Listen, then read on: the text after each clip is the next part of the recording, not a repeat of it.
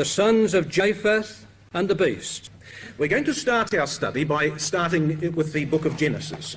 And I wonder if you'd come with me to Genesis chapter 10 and to the story that we read there concerning the sons of Japheth in their distribution across the landmass after the flood of Noah. In Genesis chapter 10, we're told this in the first verse. It says, "Now these are the generations of the sons of Noah, Shem, Ham, and Japheth. And unto them were sons born after the flood. The sons of Japheth, Gomer, and Magog, and Madai, and Javan, and Tubal, and Meshech, and Tiras. The sons of Gomer, Ashkenaz, and Riphath, and Togarmah.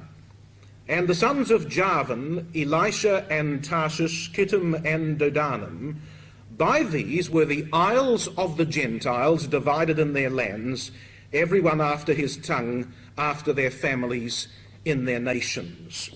So here in the first stage of Genesis chapter 10, we have the first of the sons of Noah and his descendants enumerated, the sons of Japheth. Now the Japhethites, brothers and sisters, were the beginnings of the Indo-European races. And the Japhethites were known in history for their inventiveness and particularly for their exploratory zeal. And I wanted us to take up the words of the second verse when it says that the sons of Japheth were Gomer and Magog, because here are the two oldest sons. So now, where do these two sons go or travel?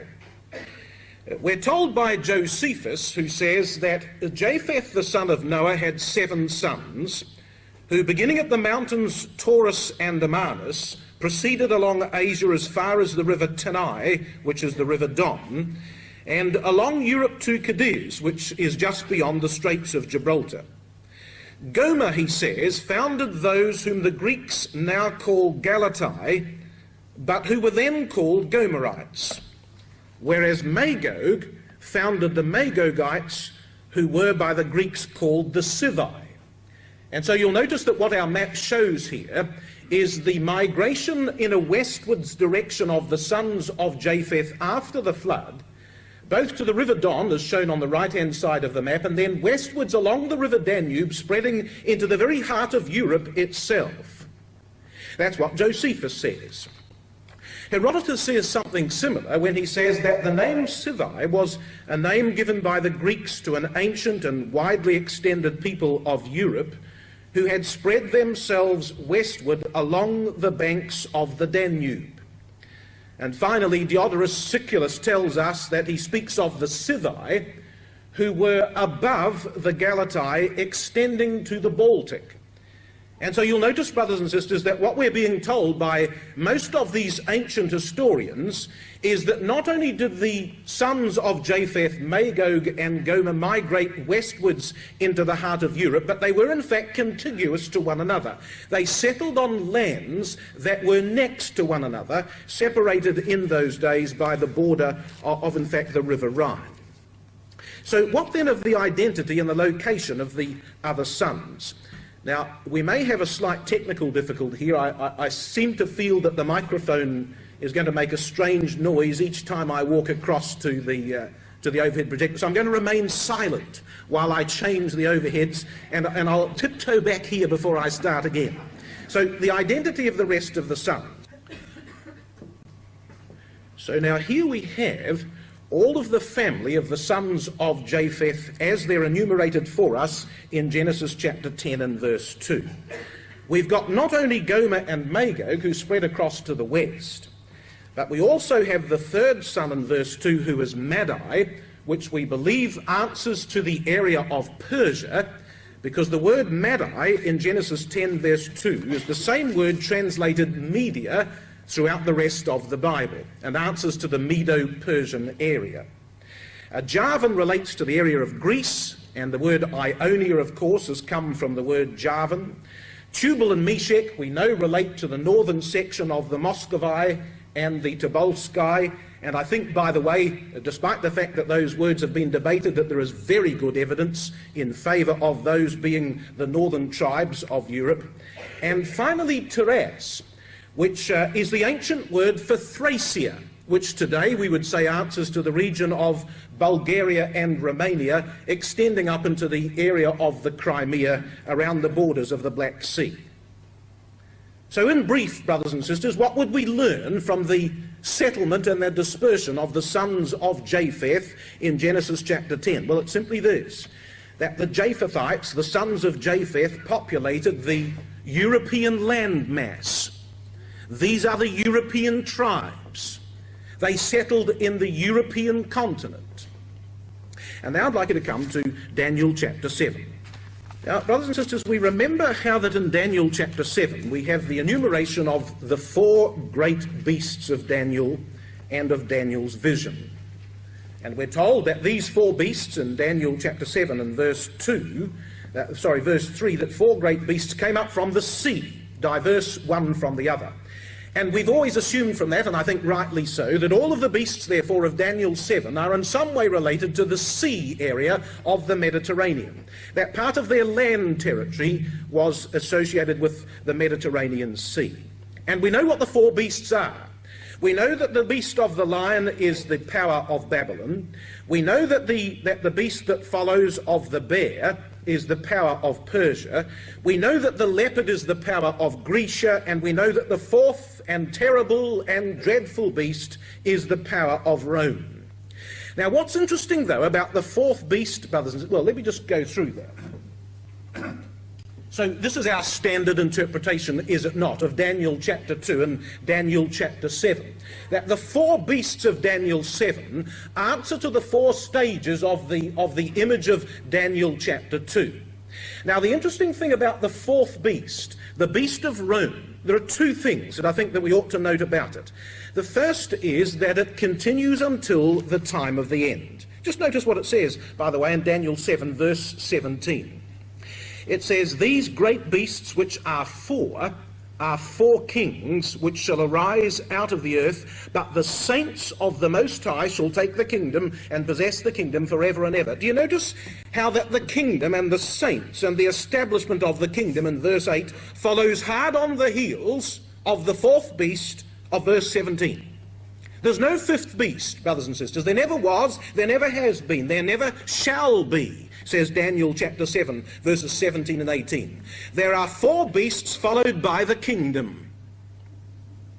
So the Roman beast continues until the time of the end. That's the first important point for us to remember. And the second one is this, is did you realize, brothers and sisters, that the fourth beast is European? Now, I'm just going to show you the location of the beasts. So now, if we come across the land mass and look at these four beasts in succession, on the right-hand side, you will notice that we have just a sliver of land coming down the area of Palestine, which is coloured in that light orange, which is the westernmost extent of the kingdom of Babylon. When we come to the Medo-Persian Empire, you'll notice that the green takes us a little further across through the area of Asia Minor, as it was called, and across the Bosphorus into the landmass of Europe, but only to a very small degree. When we come to the Grecian Empire, you'll notice that the red extra detail takes us a little further westwards again, but the Roman beast is essentially and especially and uniquely a Roman system, a European system. It's spread across the land map of Europe itself.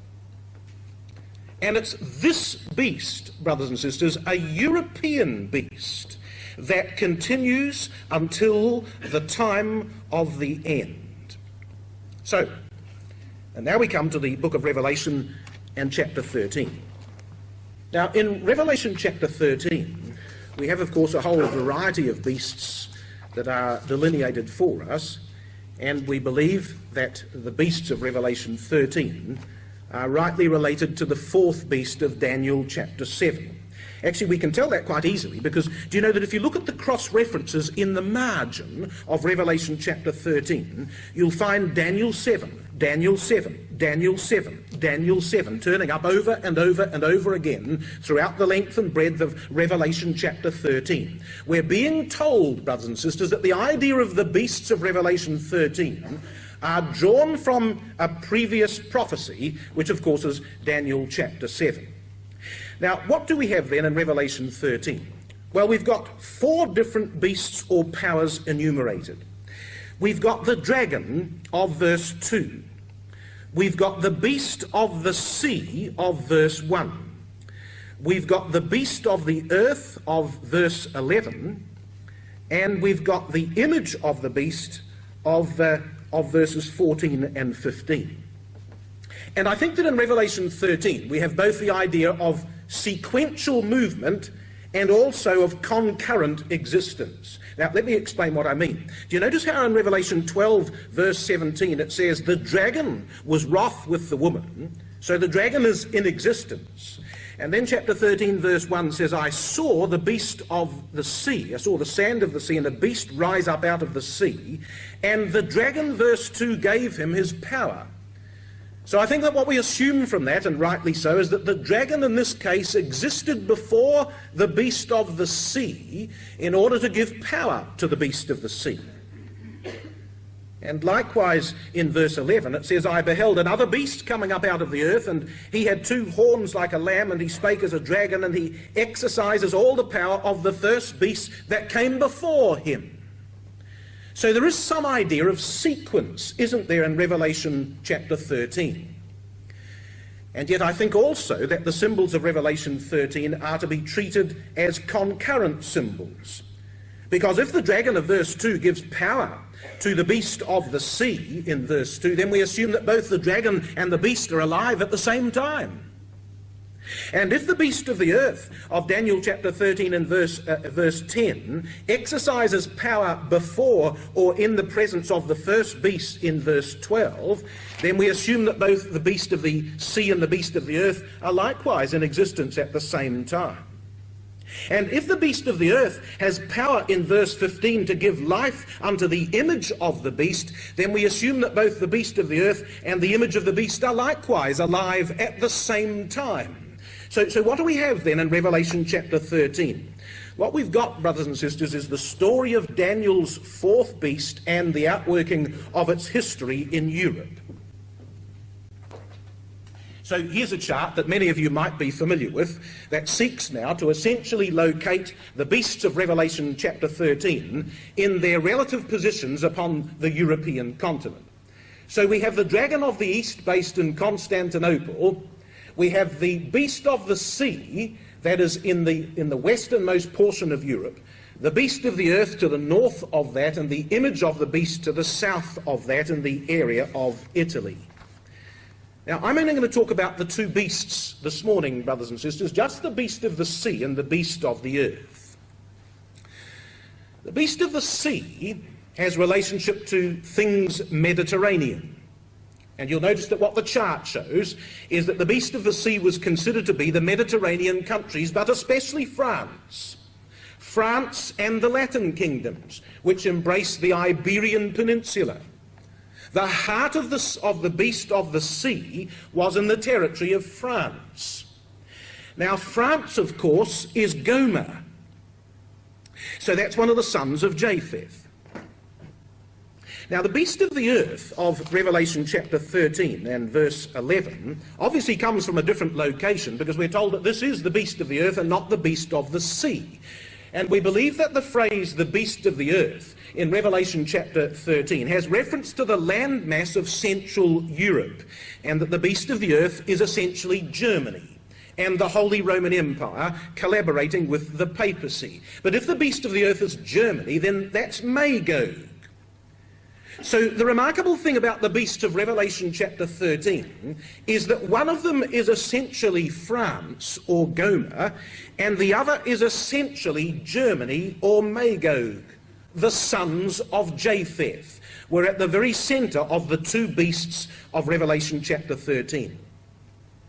And in fact, that's what happened, because historically, as we come through the history of Europe, we find that there were two mighty kingdoms that developed in parallel to one another. There was a kingdom called Neustria, which was centred in France, and a kingdom called Austrasia, which was centred in Germany. In their totality, these two kingdoms became the Frankish domain, but they were always separate in a sense. There was always a sense of division. Even when they were temporarily united together, as they were on certain notable occasions, they inevitably fell apart into two quite distinct kingdoms that relate to the territories of ancient Gomer and ancient Magog. Of course, there was a man who united them together in his realm. Who was the man who brought together the two territories in his realm? And the answer is, of course, the man called Charlemagne. It was Charlemagne that ruled over both of them. And since the days of Charlemagne, there's always been a European dream for an empire that would combine the beast of the sea and the beast of the earth, a union of Magog and Gomer, Japheth's older sons. Now, I'm just going to take you now through some history from the time of Charlemagne onwards, just to see what happened in terms of, well, more particularly the Holy Roman Empire, but to see how that France and Germany were clearly seen to be two distinct units in the history of Europe. So then here's our first map. Now this is the Holy Roman Empire in the year 814. This is the year that Charlemagne died. Notice the extent of Charlemagne's empire. He combined together the beast of the earth and the beast of the sea. He ruled over the whole of France and the whole of Germany and the whole of Central Europe. His kingdom extended just a little southwards into Spain and southwards also into the Italian peninsula. And the two great centres of the Holy Roman Empire in Charlemagne's day were Aachen to the north, which was the civil or secular capital, and Rome to the south, which was, of course, the spiritual capital. But you see, that uniting of Gomer and Magog that occurred briefly in the days of Charlemagne didn't last, brothers and sisters, because, well, let me show you what happened in subsequent history. Now we come to the time of the Holy Roman Empire in 1189. Now we've come to the death of Frederick I, Frederick Barbarossa, one of the greatest emperors of the Holy Roman Empire. Now, do you notice what's happened to the extent and size of the empire? It's shrunk into Central Europe. Where has it shrunk away from? It's shrunk away from France. It's moved away from France and moved eastwards into the whole area of Europe and perhaps a little beyond Europe itself. So there was a distinction emerging here between France, which would be in history a quite separate kingdom, and Germany, which would be the Holy Roman Empire. Because, of course, the Holy Roman Empire later became known the Holy Roman Empire of the German people. Oh, you notice the capital's changed as well. The civil capital has moved from Aachen now to Frankfurt. It's becoming thoroughly Germanic in its character. The spiritual capital is still Rome, but there's been a change. Well, let's move on a little further. So now we come to the death of Maximilian. We're another 200 or 300 years later on in history. And you see what's happened now to the Holy Roman Empire. It's virtually completely moved out of France and is now thoroughly Germanic in its character, but also in its territory. And you'll notice how that the western border of the empire is virtually down the dividing line between France and Germany that we see today. This is the emergence of the Franco-German border, the ancient dividing line between Magog and Gomer. It's been there for literally centuries, brothers and sisters. And notice that the capital's changed again. The secular capital has moved now from Frankfurt to Vienna. So you see the seat of the beast moved over time. Well, we know that it was the work and the responsibility of Napoleon to pour out judgments upon the beast, and that Revelation 16 is largely the story of the work of the vials, that the beast system of Europe might be judged. In fact, we might say that the beast came to an end with the dissolution of the Holy Roman Empire, which occurred in what year? Anyone know what year it was? 1806, absolutely correct. On the 6th of August, to be precise, if I remember correctly, because on that day the emperor abdicated his title as Emperor of the Holy Roman Empire, and one could truly say that in a sense the beast system had come to an end at that time, 1800. And yet the remarkable thing is that the Bible, and particularly the book of Revelation, clearly tells us that there will be a beast system at the time of the end. So here are the references. The Bible requires a latter-day beast. Revelation chapter 14 and verse 11 says, "And the smoke of their torment ascended up forever and ever, and they have no rest day or night who worship the beast and the image." But Revelation 14, brothers and sisters, is set at the time of the return of Christ and the preaching of the gospel to all the world, that they should fear God because his judgments are coming. And yet the beast is referred to in Revelation 14.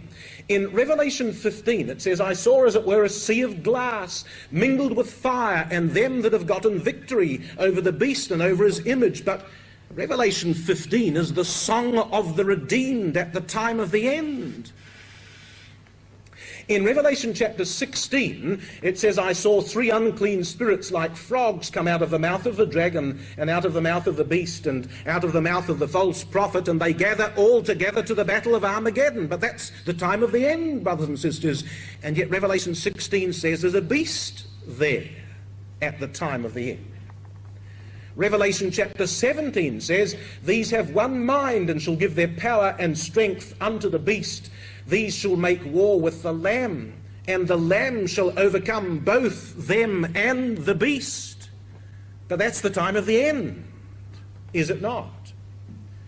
And finally, Revelation chapter 19 and verse 20 says, "And the beast was taken, and with him the false prophet, and these were both cast alive into a lake of fire burning with brimstone." But Revelation 19 is about the Lord Jesus Christ riding forth with his armies to do judgment upon the nations. But there's a beast alive, says Revelation chapter 19. So there's going to be a revival of the beast system at the time of the end. Now, where was that beast, brothers and sisters, in ancient times? And the answer is, well, it's a Japhethite beast. It dwells in Europe. It's lived in Europe all its life. Now, you notice that none of those passages tell us whether the final form of the beast is the beast of the sea or the beast of the earth. What thinkest thou? Which one do you think it might be, brothers and sisters, at the time of the end? Well, I'm going to suggest to you today that I think quite possibly it's going to be both. And I'll tell you why. If you just come to Revelation chapter 16 and verse 13. So this is one of these references that we've had to the latter-day beast. Now, let me just take you back to an earlier overhead. Do you notice that Revelation 13 talks about 4 powers? I'm going to ignore the dragon just for a moment, because the dragon is a separate story. Well, no, I'm going to speak about all 4. The beast of the earth, the beast of the sea, the dragon of the east, and the image of the beast. Now, do you notice that those 4 symbols in Revelation chapter 13 become just 3 symbols in Revelation 16? Because Revelation 16 says in verse 13, "And I saw 3 unclean spirits like frogs come out of the mouth of the dragon, and out of the mouth of the beast, and out of the mouth of the false prophet." Only 3. 4 symbols in Revelation 13 become only 3 symbols in Revelation 16. So the answer is, of course, what symbols answer to what in these 2 respective chapters? Well, the first one's quite easy, because is there a dragon in chapter 13? Yes. Is there a dragon in chapter 16, verse 13? Yes. So the dragon answers to the dragon. Why, yes. I think we can safely assume that to be the case. Now, the image of the beast of Revelation chapter 13, we believe that there is very good evidence for suggesting that that is the false prophet of Revelation 16. In fact, one of the things that ought to be noted concerning interpretations as to who or what the false prophet of Revelation chapter 16 might be, is that whoever the false prophet is of Revelation 16, he was once the image of the beast of Revelation 13, and you need to explain the difference between the two and why his name is changed. Why does the image of the beast of Revelation 13 suddenly become the false prophet in chapter 16? Why the change of name? And why does his name change at the time of the vials? Whatever interpretation you might give to the false prophet, you must explain those questions. But I believe that the image of the beast of Revelation 13 answers to the false prophet of chapter 16 for certain excellent reasons that were outworked in the historical development. Now, what does that leave us in Revelation 16? Answer: just the beast. So what must that relate to of Revelation chapter 13? And I think the answer is the beast of the sea and the beast of the earth, all rolled into one, brothers and sisters, at the time of the end. That the revival of the beast system at the time of the end of Revelation 16 answers to both the beasts of Revelation chapter 13. And if it is to be both, then it must include not only France and Germany, but they must be at the very heart of the system, because they were at the centre of the respective beasts of earlier days. The beast of the sea was France, the beast of the earth was Germany. If the latter-day beast is a combination of those two, then we expect to see France and Germany at the very heart of the story in the latter days. What's interesting about that is that, do you know that 150 years ago we would have deemed that to be quite impossible? That France and Germany would collaborate together as a system of the revival of the beast in the latter days. 150 years ago. Where were we 150 years ago in history? Well, around about 1850, halfway through the 1800s. France and Germany were bitter rivals in those days. They were at war. 1870 was the Franco-Prussian War. There was tremendous conflict between France and Germany 150 years ago, brothers and sisters. You never would have imagined that it would be possible that France and Germany would be at the centre of a revived beast in the latter days. But Christadelphian writers said so 150 years ago, when all appearances of the day were quite contrary to that conclusion. And of course it was said so, brothers and sisters, simply because the Bible indicated it to be so in Revelation chapter 16. I think that the possibility of a Franco-German beast was impossible 100 years ago. In fact, I think it was most unlikely 50 years ago. Where were we 50 years ago? Emerging from the horrors of World War II. Did World War II involve the conflict of France and Germany? Oh, yes. And yet the beast of the latter days, we believe, will be not only a European beast, but was to involve those two particular powers. Well, of course, the remarkable thing is that round about 50 years ago, a new force arose that began to confederate Europe together. So after World War II, this is the face of modern Europe. It wasn't going to be Hitler, it wasn't going to be Napoleon, it wasn't going to be Bismarck that would be able to confederate Europe together at the time of the end. So what force, what mighty force arose that would bind Europe, and particularly France and Germany together, that there might be a latter-day beast? And the answer is, well, of course, surprisingly, the most unlikely of things. It all began with a little organisation called the European... Now, can anyone tell me what it was? Be careful now. The very first bringing together, the European Coal and Steel Commission. Absolutely right. What was the European Coal and Steel Commission all about? And the answer was that because Germany had plunged Europe into war so many times, France said that Germany ought not to have control over the coal and steel resources of Europe with which they could build armaments to plunge Europe into war ever again. So France said, we shall own these resources jointly together. The resources, the industrial and Saar basins. And the European Coal and Steel Commission was established that they might combine those industries together, an alliance of France and Germany, so that there might not be war in Europe again. Well, you'll probably know, brothers and sisters, that what transpired after that was the Treaty of Rome in 1957 with its 6 founding state members, including France and Germany.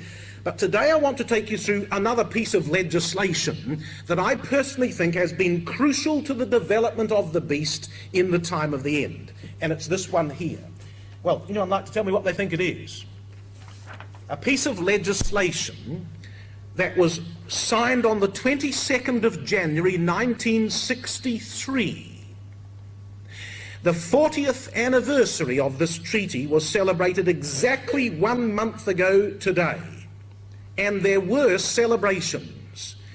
And there were celebrations in two places concerning the signing of this treaty.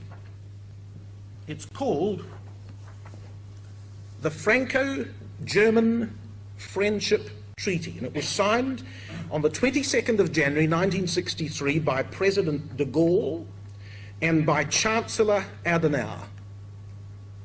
And they signed that treaty, brothers and sisters, to try and pledge that France and Germany would work together and that the enmities of the past which had divided them would be put aside forever. Anyone know how old de Gaulle was in 1963 when he signed the treaty? He was 73. Pretty good guess. He was 73 when he signed. Anyone know how old Chancellor Adenauer was? He was 87. Yeah, pretty good. These two old men, if you'll pardon that expression, brothers and sisters, because I say so with the greatest of respect, these two, shall I say, senior statesmen sat down and signed a document together, and after they signed the treaty, they stood up and they embraced one another and they wept. And that treaty, I believe, has been one of the most important pieces of legislation that has governed the future of Europe for the last 40 years. Do you know that in that same year, just a short time later on, the Pope issued one of his most significant encyclicals entitled Pacem in Terris, Peace on Earth? France and Germany had just signed a friendship treaty together. Well, let me tell you what that treaty does. Well, you can see from the chart here, it laid the framework for an unprecedented level of cooperation between the two powers. And since the treaty was begun, the terms and provisions of this document have been greatly increased and strengthened. So the heads of state of these two powers, France and Germany, meet together twice a year at an official summit conference. The foreign ministers meet 4 times a year. The defence ministers meet 4 times a year, but foreign ministry officials meet every month in order to prepare for those summit conferences. There is a Defence and Security Council. There is an Economic and Financial Council. There is an Environmental Council. There is a Cultural Council. There's a tremendous amount of cooperation has gone on between France and Germany as a result of the signing of this treaty. And a set of remarkable friendships has developed between the heads of state. What we do know, brothers and sisters, is that for the last 40 years, that treaty has proven to be highly resilient to leadership changes. Some of the most remarkable friendships have been Konrad Adenauer and Charles de Gaulle, who signed the document, who turned out to be good friends in the process.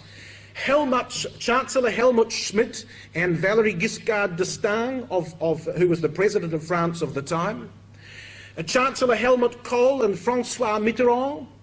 And now Gerhard Schröder and Jacques Chirac, unlikely bedfellows, unlikely political companions, brothers and sisters, and yet they have cooperated together under the terms of this treaty in a remarkable way. I think perhaps we don't realise just how extensive it is. Do you know that Kohl and Mitterrand, between the years 1982 and 1989, when they were in power under the terms of this treaty, ought to have had 14 state summit conferences between the two of them? 14. That's 2 a year for 7 years. That's the terms of the treaty. Do you know how often they actually met in those 7 years? Heads of state meeting together. They had 80 meetings during that time. 80 meetings together. In the years 1982 to 1984, the two foreign ministers, Genscher and Chesson, had 1,000 telephone calls together in just the space of 2 years. 1,000 telephone calls. There is unbelievable cooperation between these two powers as a result of the signing of that treaty. Now, I think that our newspapers over our side of the world are probably not as informative as yours here, But we seem to notice on frequent occasions that our newspapers, when referring to things European, talk about the initiative of France and Germany, a Franco-German initiative. Do you get told that in your newspapers over and over again? That the whole driving process of European Union has been driven by Franco-German ideas. Well, it's all based on this particular treaty. So what's that treaty from a scriptural point of view? It's a Magog-Gomer document, isn't it? It binds two sons of Japheth together. The treaty established a requirement for Franco-German consultation on foreign policy, security and defence issues, and that the two nations strive to reconcile their viewpoints and seek a common position. In an extract from a Harvard paper on this particular treaty, the paper says that the treaty crowned a process of reconciliation and irrevocably ended the times of Franco-German hereditary enmity. Well, so it did, brothers and sisters, and for the last 40 years we've seen an acceleration of developments in Europe such as we've never seen before, principally as a result of this document and the outworkings of this treaty over time. It's driven by these two powers. So what we've got at the time of the end is this. The Bible said there would be a latter-day beast. And what we're suggesting, brothers and sisters, is that the beast has been revived by the sons of Japheth, and that the centrifugal force of European Union revolves around the Franco-German alliance, that this is the bringing together of Gomer and Magog in order that that latter-day beast system might be seen. They are the ones that are driving this along. This is the beast of the sea and the beast of the earth brought back together in combination. I think sometimes, we've had such a proliferation of wonderful signs in the European continent over the last 10, 20 years that sometimes we forget, brothers and sisters, just how substantial the progress has been. So here's the last 10 years. Just the last 10 years. A decade of Magog-Gomer policy initiatives. Now these, by the way, are the dates that these things came into effect. Not the day they were debated, not the day they were mooted, but the day they finally came into force. 1993, the European Union Treaty came into force. In that same year, the single European market came into force. Who drove the Maastricht Treaty? The answer is France and Germany. Who mooted the Single European Act in 1986 that came into force in 1993? The answer is France and Germany. In 1993, the European Monetary Union Agreement came into force. Who was the driving force behind the EMU process and documentation? The answer is France and Germany. In 1993, Eurocorps was established, the rapid response force that everyone knows is the beginnings of a European army. Do you know what the core of the Eurocorps is? What the centre of it is? It's the Franco-German Brigade, a combination of French and German troops that have been collaborating together for years now under the Franco-German Friendship Treaty. In 1998, the European Central Bank came into existence, which was, of course, the precursor to monetary union. In 1999, the euro was launched. Who was it, brothers and sisters, that said, and rightly so, that the loss of one's currency is the greatest abandonment of sovereignty that a country could ever have? The giving up of one's currency. Well, it happened in Europe in 1999, as we all know. I was there, brothers and sisters, on the day of the changeover. I was actually in Germany on the day. And there were queues of people lined up at the banks to march in with their Deutschmarks and march out with their euros. And the beginning of union was underway. The currency had been changed over. Who drove that whole process? Indeed, the Catholics. But France and Germany were the greatest force to argue the launching of the euro. And now we come to 2002. Now, you might not see that, so let me just put it up.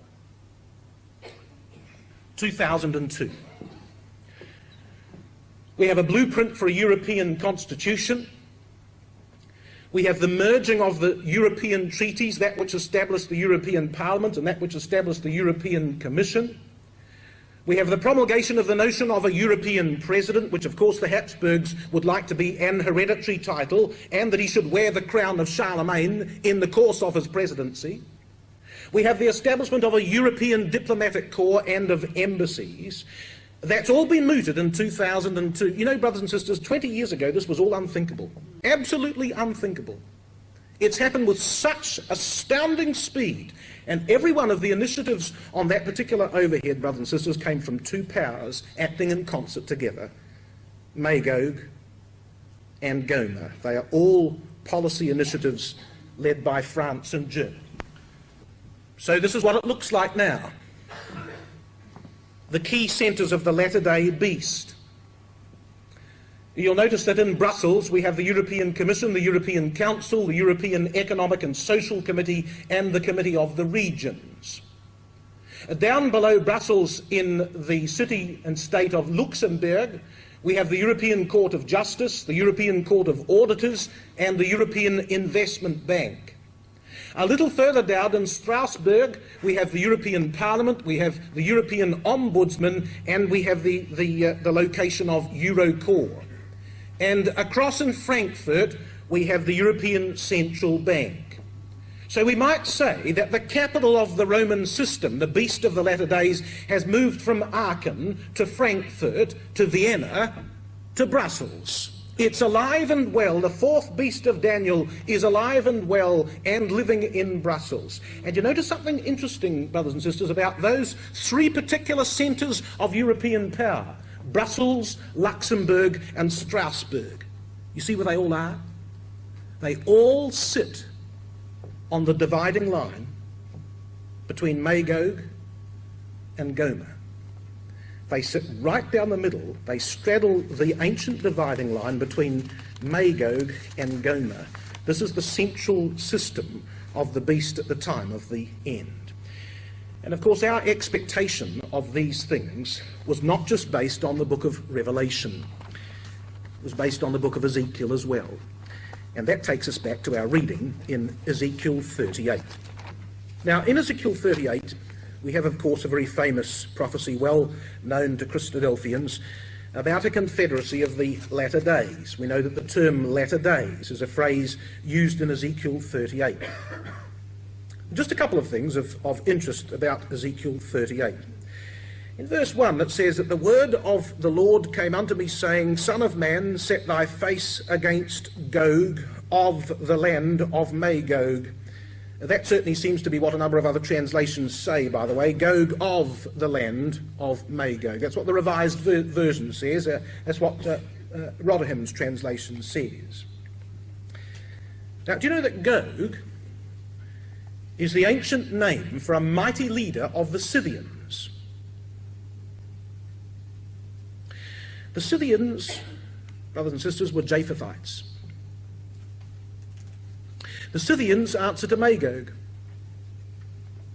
So whoever this man is and whatever he leads, his title from ancient times is that of a leader of the Scythians or Japhethite tribes. And now we have the list of people that he rules over, and we'll all be familiar with the list of nations in Ezekiel 38 verse 2, verse 5 and verse 6. So let's just make reference to them. I've got a very old map here. And this old map tells us what the location is of the powers that are mentioned in Ezekiel 38. Son of man, set thy face against Gog of the land of Magog, the chief of Rosh, Meshech, and Tumul. We know that Gomer will be there, and Togarmah, and Persia, and Libya, and Ethiopia. All the nations in red, brothers and sisters, on this particular map are the particular powers that are joined together in the confederacy of the latter days of Ezekiel 38, verses 1 to 7. Now, there's two or three interesting things to know about that. The first is that in the list of nations that make up this confederacy at the time of the end, we have both Gomer and Magog. You notice that? Magog verse 2 and Gomer verse 6. So whatever this is all about, whatever the battle of Ezekiel 38 is all about, we know that it's to do with Japhethite nations. In fact, basically, it's a list of Japhethite people, because you see Meshech is Japhethite, Rosh is Japhethite, Tubal is Japhethite, Togarmah is Japhethite, Persia is Japhethite. That's Madai, one of the sons of Japheth, that's settled in that area. The only non-Japhethite nations of Ezekiel 38 are Libya and Ethiopia, which, by the way, I believe are there by conquest and not necessarily by desire. So what Ezekiel 38 tells us is that the controversy of this chapter is a controversy of Japhethite nations. There's not one single Arab people, by the way, in sight. The Arabs are Shemites. The army of Gog and the people of the beast are Japhethites. Now that's a very old map, brothers and sisters. It's an old map because it's the same map that Christadelphians have been using for the last 150 years to expound latter-day prophecies. And even though it's an old map, it's a very good one. And we use it today, brothers and sisters, because we see absolutely no reason or need to change either the location of those countries or the basis of our exposition of Ezekiel 38. You know, there are two stages to the overthrow of that power. Christadelphians have taught for a long time that there are two distinct stages to the work of Christ and the saints in judging the nations. And I just want to draw your attention to this because I think it's useful to see the idea here. Do you notice how that in Ezekiel 39, verses 1 to 6, we have the destruction of Gog in Israel, followed by fire being sent upon Magog? And then in Daniel chapter 2, we've got the image smitten on the feet first, and then secondly ground to powder and blown away. In the book of Revelation chapter 14, we've got firstly the harvest of the grain, followed by 2, the harvest of the vine. And in the book of Revelation chapter 16, we've got firstly the battle of Armageddon in vial 6, followed secondly by the fall of Great Babylon in vial 7. Now, you see what we're saying here, brothers and sisters, in terms of the sequence of events. There's only two stages. There only ever has been two stages. No room for an extra battle here, or an extra group of people that we want to fit into an extra battle. So read all the top ones out together. The destruction of Gog in Israel is the same as the smiting of the image on the feet, which is the harvest of the grain, or the battle of Armageddon. That's all one and the same battle, all one and the same controversy. Second stage is that the fire that is sent upon Magog is also the grinding of the image to powder that it might be blown away, which is also the harvest of the vine, which is also the fall of Great Babylon in vial 7. It's so very, very clear, brothers and sisters, those two stages that we've always understood in terms of the development of things at the time of the end. So we've seen a dramatic revival of the beast system.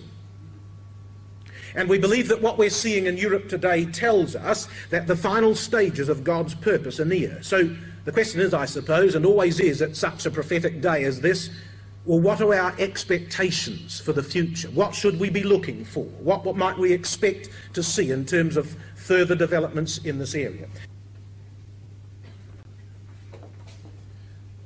Now, I'm going to give you a list, brothers and sisters, but I'm only going to give you evidence for one of the points because I'm going to suggest that excellent homework here would be for you to discover the proof for the balance of what I'm about to say. So here's the first thing. I think that we have a scriptural expectation that we will see the increasing dominance of Magog until it becomes the driving force of the European Union. That whilst to date it's been an alliance between Gomer and Magog that has brought the beast system into being at the time of the end, that I think we expect to see Magog become a dominant force in the latter days. So some evidence for it. We're not just saying this, brothers and sisters, because of history. We're saying it because of Scripture. We want good scriptural evidence, don't we, for each of these conclusions that we might draw. So here it is. Although Gomer, which is France, and other Japhethite nations are associated with the Gogian Confederacy, Germany or Magog is clearly at the very centre of the controversy, as Ezekiel 38 verse 2 tells us. In fact, after the defeat of Gog in Israel, the judgments of God are turned upon Magog, says Ezekiel 39, as the primary force in the war which follows in Europe.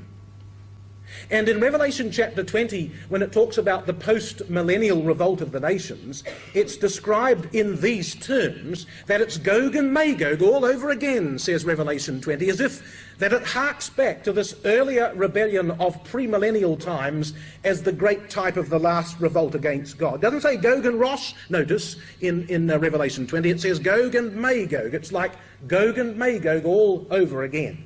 So I think we can anticipate a continued increase in Magog's influence in Europe until it becomes the dominant force within the European Union. Well, here's some other things then. See if you can find the scriptural evidence for all of these.